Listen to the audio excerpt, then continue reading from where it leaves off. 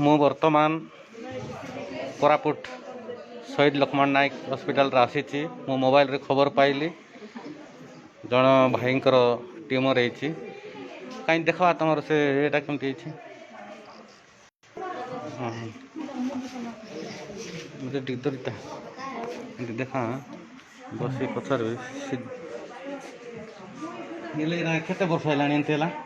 ଦୂର କେତେ ବର୍ଷ ହେଲାଣି? ହଁ 15 ବର୍ଷ ହେଲାଣି। ହେଲେ ଘରେ କିଏ କିଏ ଅଛନ୍ତି ତୁମର ଘରେ?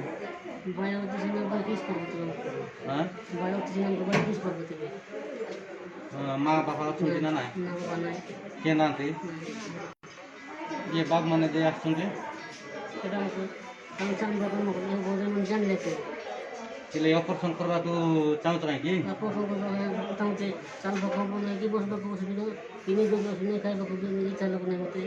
ହଁ ହଁ।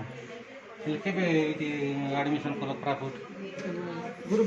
ଗୁରୁବାର 4-5 ଦିନ ସପ୍ତାହଟେ ହେଇଗଲାଣି ନାଇଁ? ହେଲେ ତୋର କଲେକ୍ଟରକୁ ସବୁ ଜଣାହବ, କୁହାହବ, ତୁମର ସବୁ ବନ୍ଦୋବସ୍ତ କରାହେବ। ଫ୍ରିରେ ତୁମର ଅପରେସନ୍ କରାହେବ। ତୁମେ ମାତ୍ର ଯେଉଁଠି କହିଲେ ସେଠି ଯାଇକିରି ଇଏ କରିବାର ଅଛି। କଲେକ୍ଟରକୁ ଆମେ ମଧ୍ୟ ଟିକେ ଜଣାଇବୁ। ମୁଁ ବି ଜଣାଇ ଦେଇଛି, ଏବେ ଦେଖାଉଥିଲି ଜଣାଇ ଦେଇଛି ଏମିତି ଗୋଟେ ସିରିୟସ୍ ପେସେଣ୍ଟ ଅଛନ୍ତି। ହଁ ହେଲେ ସରକାରକୁ କ'ଣଟା ଗୁହାରି କର, ତୁମକୁ ସରକାର ହିସାବରେ କ'ଣଟା ସୁବିଧା ସୁଯୋଗ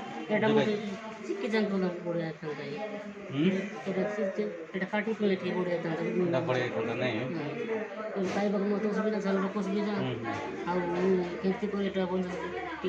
କି ନା ତୁମର ନା?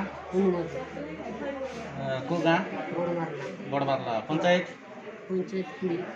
ଖୁଡ଼ି ବ୍ଲକ।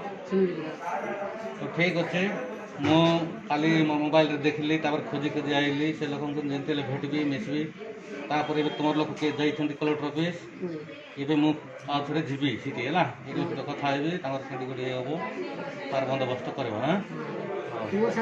ହଁ ନାଇଁ ନିଶ୍ଚୟ ନିଶ୍ଚୟ କରିବି। କାହିଁକି ଧାଇଁ ଆଇଲି ମୋବାଇଲରେ